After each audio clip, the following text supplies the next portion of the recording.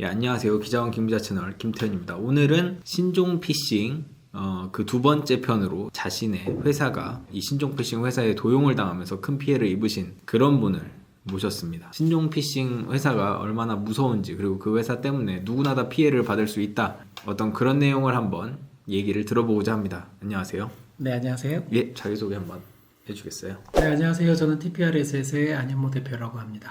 어떤 피해를 당했는지 처음부터 한번 얘기해 주시겠어요? 지난 7월 24일 날 저희 이제 임직원으로부터 예. 카톡을 하나 받았어요. 2020년. 네, 그 카톡 내용에 이제 이런 부분들을 알고 있느냐 하면서 저희 회사의 홈페이지를 보내줬더라고요. 예.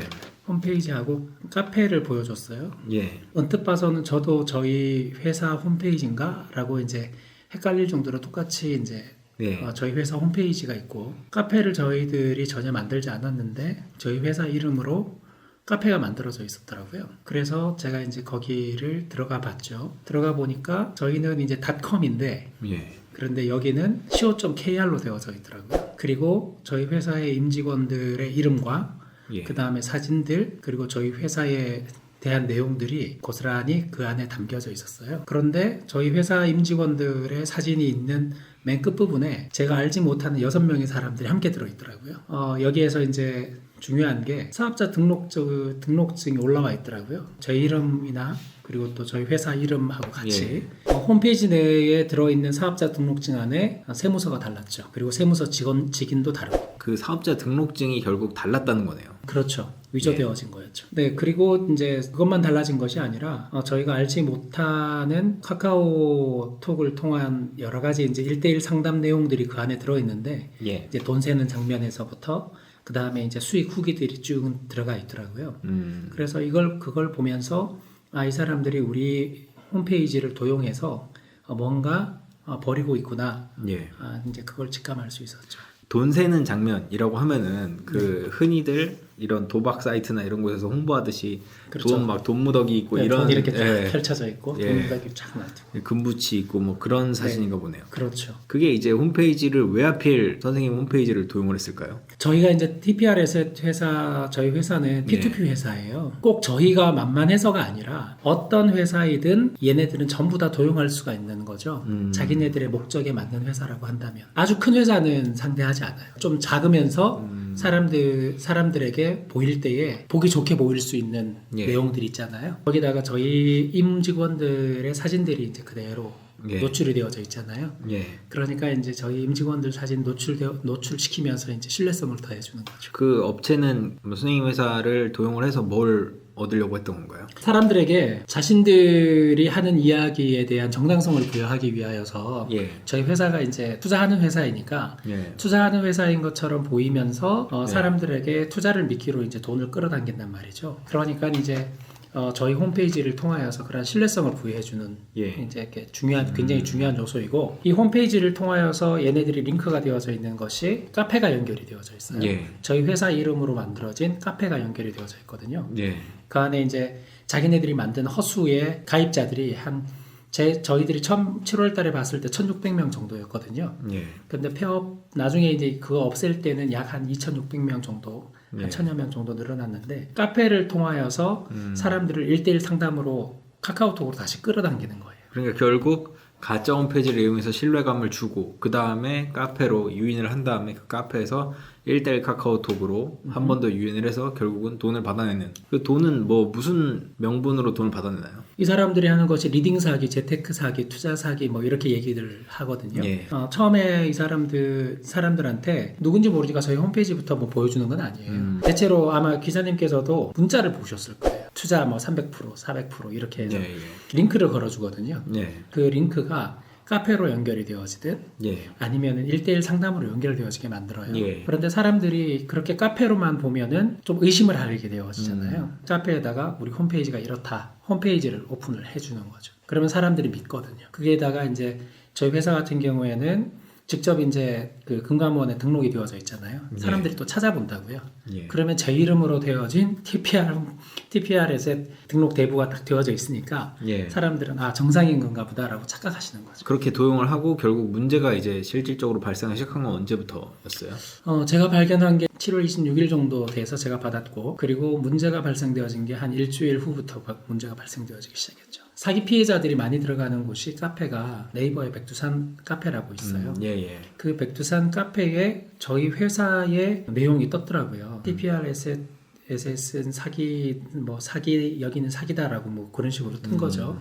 그러니까 저희가 그거를 보고 저희 회사는 정상적인 회사인데 그 내용을 보니까 이것이 저희 회사를 도용한 거기를 보고서 이제 그 카페를 보고서 사기다라고 얘기를 한 거잖아요. 근데 일반 사람들은 그걸 모르잖아요. 그 도용된 홈페이지만 보면은 뭐 TPR 에셋인 줄 알고. 그렇죠.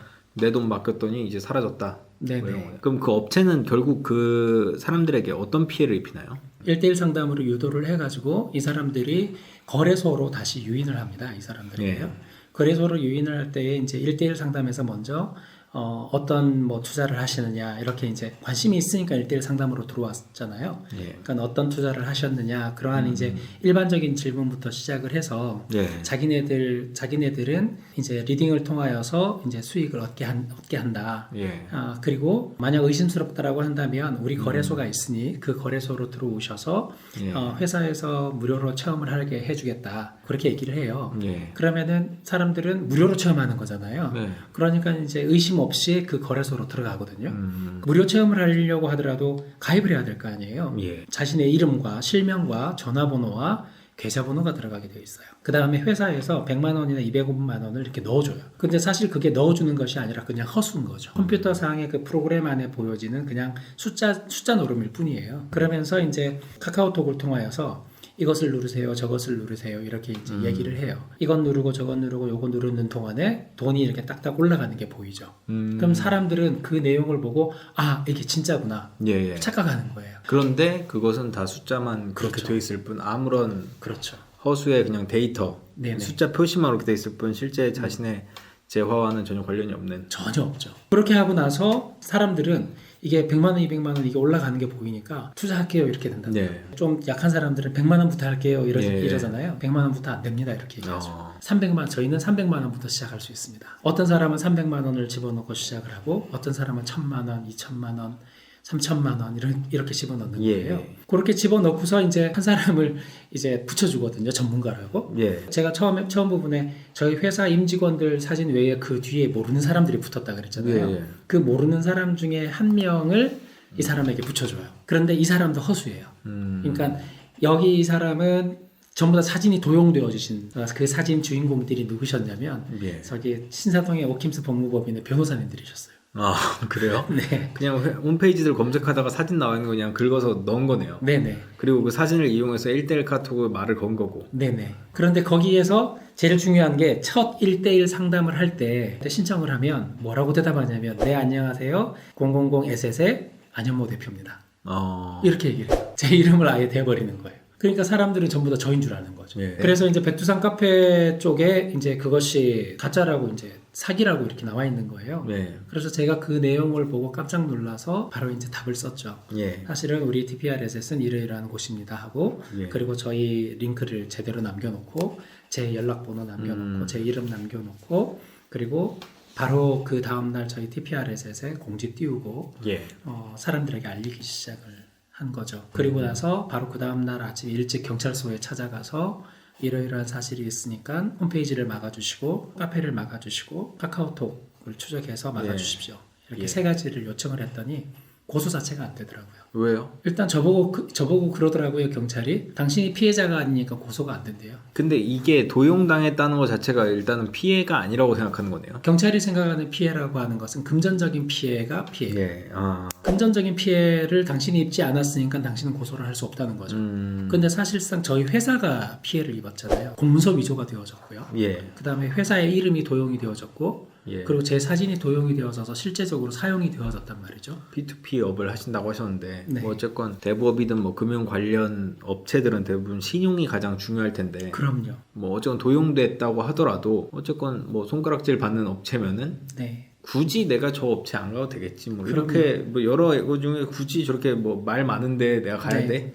라고 하는 것 때문에 선택을 못 받는다거나 그런 네. 피해가 많지 않았을까요? 투자자들에게 있어서는 그러한 것들이 사실상 잠재적인 리스크거든요. 예. 그렇기 때문에 불안한 곳은 돈을 넣지 않죠. 예. 근데 이제 더욱이 온투법, 온라인 투자법이 이제 바뀌어지게 되어지면서 기관들도 이제는 P2P에 투자를 하게 될 수 있게 됐거든요. 예. 그런데 그 기관들이 과연 이러한 문제가 있었다라고 하는 그러한 업체 쪽에 투자를 하겠습니까? 그래서 일단은 경찰은 이거는 피해가 아니다 라고 했어요. 뭐 경찰 말이 저는 좀 납득은 안 가지만 네. 피해가 아니다. 그래서 고소는 안 된다. 그래서 뭐 고발이나 뭐 진정을 해야 되는 진정을 넣었죠. 진정을 그럼 넣으셨어요. 그러면 네. 좀 뭔가 변화가 있었나요? 변화가 전혀 없었어요. 저희가 진정을 넣고 난 다음에 처음에 찾아갔을 때부터 저희가 설명을 하니까 경찰관이 하는 말이 2개월에서 3개월 걸립니다. 그러더라고요. 무슨 말이냐면 대형 포털 사이트 쪽으로 자기네들이 이제 서류를 넣으면 예. 그 서류를 넣고서 응답을 받는 게 평균 2달에서 석 달이 걸린다는 거예요.